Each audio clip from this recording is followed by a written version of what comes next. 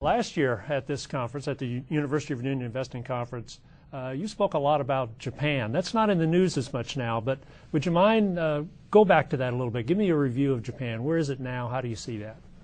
So what's happening in Europe is going to be the accelerant to Japan, and Japan has a scenario where, so let me first back up and say, the reason Bernie Madoff failed, which has probably nothing to do with Japan other than it's a pretty good analogy, was he had more people leave his scheme than entering his scheme.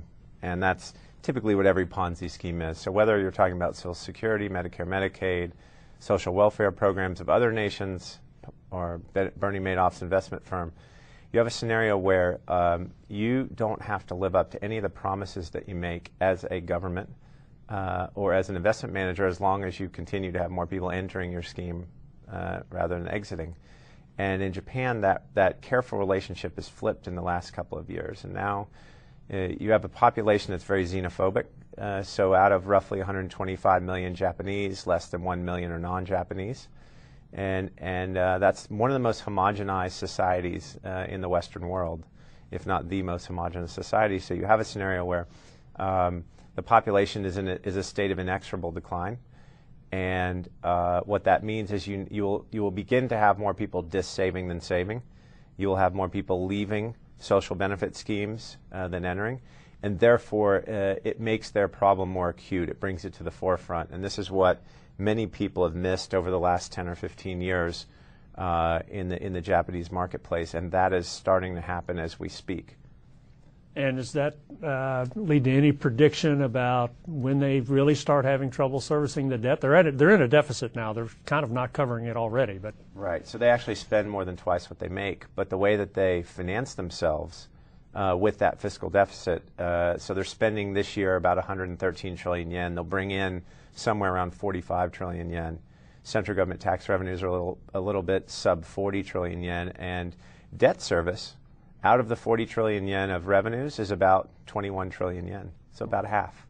And the way that they fund themselves is they sell a lot of bonds. And they've been able to sell those bonds to their banks, their life cos, their pensions, because they run a big current account surplus. So when you run a big current account surplus, that's new money coming into your system. That new money gets levered in the banking system. And what happens is the levered new money buys the bonds to run the fiscal deficit. Well, when your current account surplus dwindles as it is now, it's now sub 3%, and your fiscal imbalance is north of 10, you can't fund yourself anymore. And that's where they stand at this moment. So, shift gears. Europe, similarities or different? It's very, every single country has its own idiosyncrasies. It's hard to paint the world with a broad brush. We like to start by painting the world with a broad brush and then digging into each idiosyncratic scenario. The problems with Greece are very different than the problems in the rest of the periphery, but they're all similar in the one common denominator they have, which is entirely too much debt, and they all have this inability to service their debt. And you think about Italy. Italy went from sacrosanct, pretty much a pillar of the European community as recently as 5-6 months ago, and we went from perfectly stable to full crisis in 100 basis points, right, on their 10-year, moving from 5 to 6%. That is how spring-loaded this debt scenario is. When your debts get to become many multiples of your revenue, any slight movement in the cost of your debt causes an enormous crisis right away. Japan is the worst on-balance sheet sovereign in the world. That is indisputable. What's disputable are the qualitative points that people refer to that enables Japan, or might enable Japan, to maintain the state of homeostasis they're in. It is the most convex, spring-loaded scenario I've ever even read about in economic history. What's your guess? Does the EU survive? The EU, so I don't believe the EU survives in its current state. I believe that all the peripheral members are either going to have to get thrown out or Germany is going to have to step out.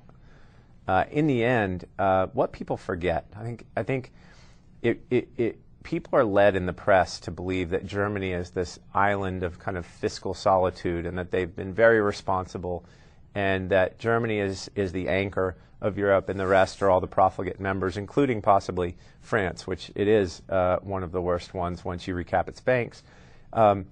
Germany, you have to remember, has defaulted twice in the last 100 years. Germany has 81% on-balance sheet sovereign debt to GDP, and they haven't recapped their banks. Once Germany recaps its banks, it's worse than the U.S. It's worse than many other developed nations in the world. The reason it hasn't recapped its banks is it doesn't have the money to do so. So when you look at the spreads, the spread between Germany and France and the spreads between Germany and Italy are at pre-Maastricht wides, as if the Maastricht Treaty and the European Union, the European Monetary Union, never happened.